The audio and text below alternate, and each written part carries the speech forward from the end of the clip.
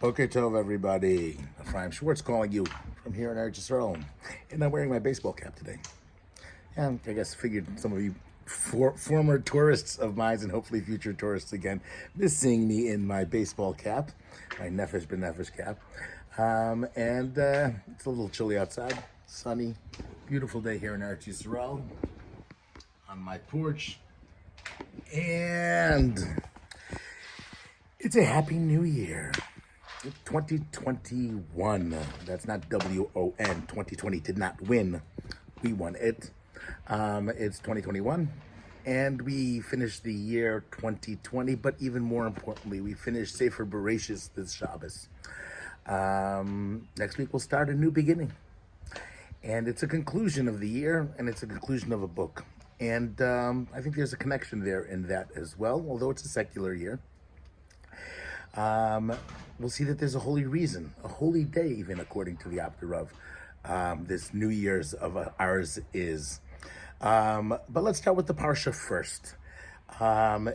It's interesting, the parsha, and it's called Vayechi, the parsha of living Yaakov, and in fact it's really the parsha of his death. And I noticed something fascinating in the parsha that, I think most people slip by. If you miss a few words here, you might miss something that reveals something incredible. The parsha begins, Vayikru v'yimei Yisrael lamos. Yaakov is getting ready to die, and he calls Yosef to him, and he makes him swear that he will not bury him in Mitzrayim. That he'll take him and bury him to Eretz Yisrael, and Yosef swears, Vayishtach Yisrael Mita, and he bows down to him. Okay, story 1, end of chapter 47. Chapter 48, Vayhi acharei hadvarim ha'ela. And those are important words, meaning after those things. Meaning the Torah is making sure that we understand here that this is not happening at the same time, right? This conversation, although most of us slip into this conversation at the same time, this could be months and months later.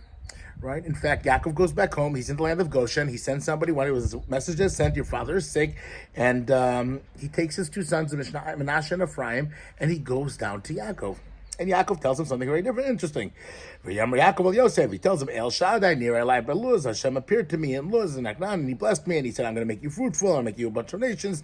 And now your two children that were born in the land of Mitzrayim, Lihem, they are mine. Ephraim and Menashe is like Reuven and Shimon. Okay, so he's doing something new over here. He's giving him an incredible, incredible gift, right? That his two sons, Ephraim and Menashe, are going to be just like Shimon and Levi. I mean, I remember, when we learned Parshas Pinchas, we always stand on the fact how Pinchas was made into a Kohen. He made Brisi Shalom, even though he really wasn't meant to be a Kohen, but he became a Kohen, right? Like that good old joke comes, how much does it cost to become a Kohen? Here we have two people becoming tribes of Israel, right? This is an incredible, incredible, thing that Yaakov is doing over here. And they're going to replace Yosef. And then he says, the land, they're going to inherit lands, they're going to get double portions. And then Yaakov throws in something else. And then when I was coming back from Padan, your mother Rachel died on me in the land, and I buried her on the road. He based Lechem. End of story. Then he does the whole hand switch thing, and he blesses Ephraim and Menashe. Now, why does Yaakov mention this over here? Meaning, normally when I think a lot of people read this parsha, you take that Mesa Lai Rachel thing and stick it back with the first parsha, which is when Yaakov is telling him, bury him in Egypt, bury him in Israel instead of Egypt, right? Don't feel bad that I didn't bury you. And in fact, that's what Rashi says over here. Even though I'm going to trouble you to go ahead and take me to bury me in Canaan, you should know that I know that you feel bad about this, that I have to take me, that I didn't bury your mother there, but don't worry, it was all from Hashem. This is the reason Hashem had a plan here, that Rachel will daven for her children. So Rashi sort of almost fools us into thinking, at least if we read Rashi at first, if we read it very just surface, right, that this is going back on the first thing, meaning I asked you to bury me in the land of Israel, take me out of Mitzrayim. You're going to feel bad that you didn't, that I didn't bury your mother there. Don't feel bad. It was all from Hashem. But that's not what the verses are telling us, right? This discussion is not talking about Yaakov burying Yosef burying Yaakov. This is in fact talking about Ephraim and Menashe becoming the tribes, And the question is, what does this discussion have to do, one has to ask themselves, with this blessing of Ephraim and Menashe? I mean, that's what it seems to be connected to. And I believe, if we follow that logic, that we can see something very incredible and very great, which is Yaakov is explaining why is it that Ephraim and Menashe are getting to have the status of tribes, right? Meaning, why is it? Who are you, Yosef, to be able to get this double portion? Why am I taking your children and making them double portions? And he says, you know why? Because your mother was Rachel, and I buried Rachel on the side of the road. And I know that you feel bad about that, but the truth of the matter is, I wanted to bury her in Marsa Machpelah, but that's not who your mother was. You know who your mother was? Your mother was somebody that would be willing to give the world for her children.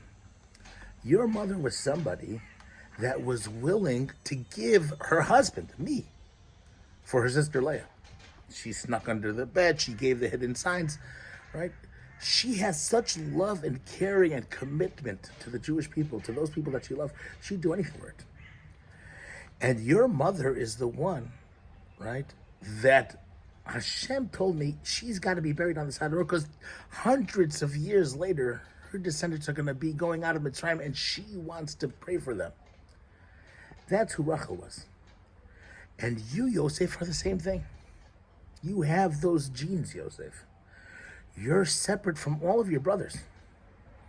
You've been beaten, you've been downtrodden, and yet you brought us all here. You're taking care of all of us.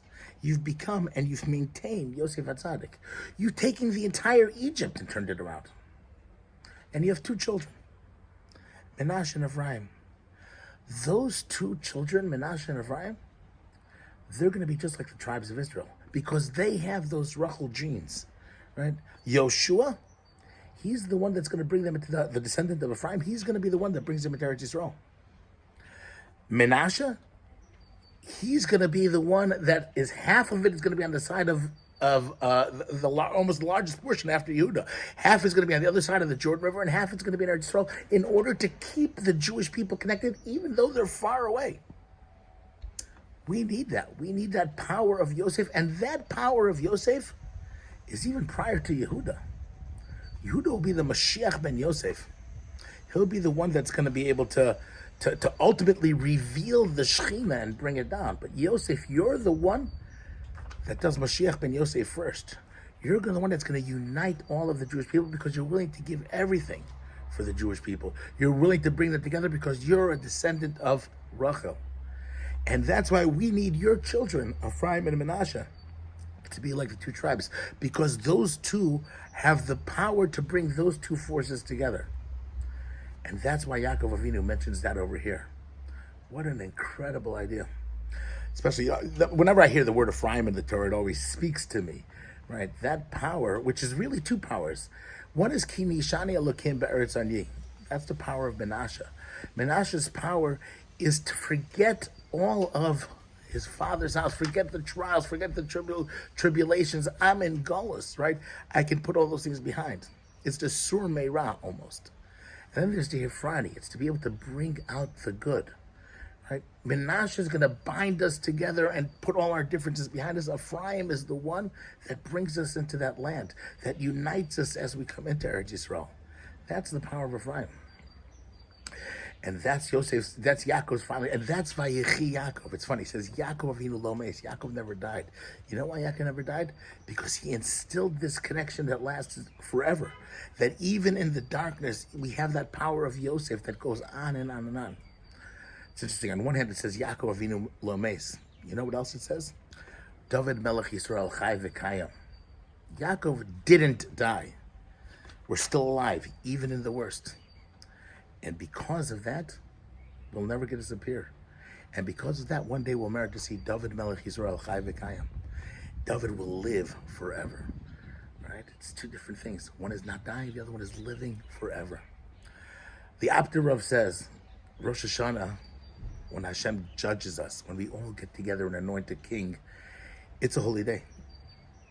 And Hashem judges us.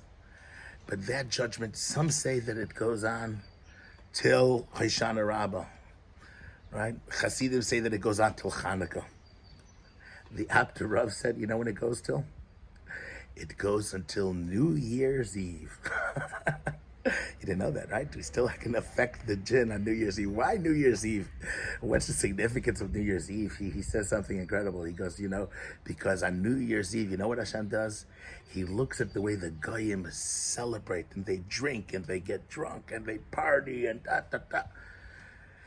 And he realizes, Mika Amcha Yisrael, he remembers back our Rosh Hashanah, our New Year, davening, joining together, Hashem Melech, Hashem Malach, Hashem Yimloch, where all of us were together as his nation.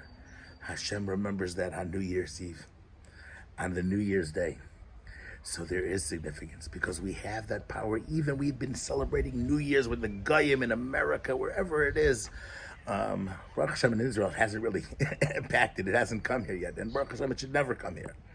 Right?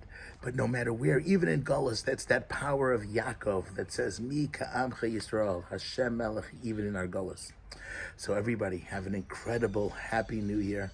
And Mir Hashem, we should next week already see the Geula Shlema and be Zocha to David Melech Yisrael, Chai V'Kayim. Ephraim Schwartz here in Holy Carmiel. Please subscribe to my weekly email. If you enjoy this, like it, share it. My email is rabbischwartz@yahoo.com. Have a great Shabbos.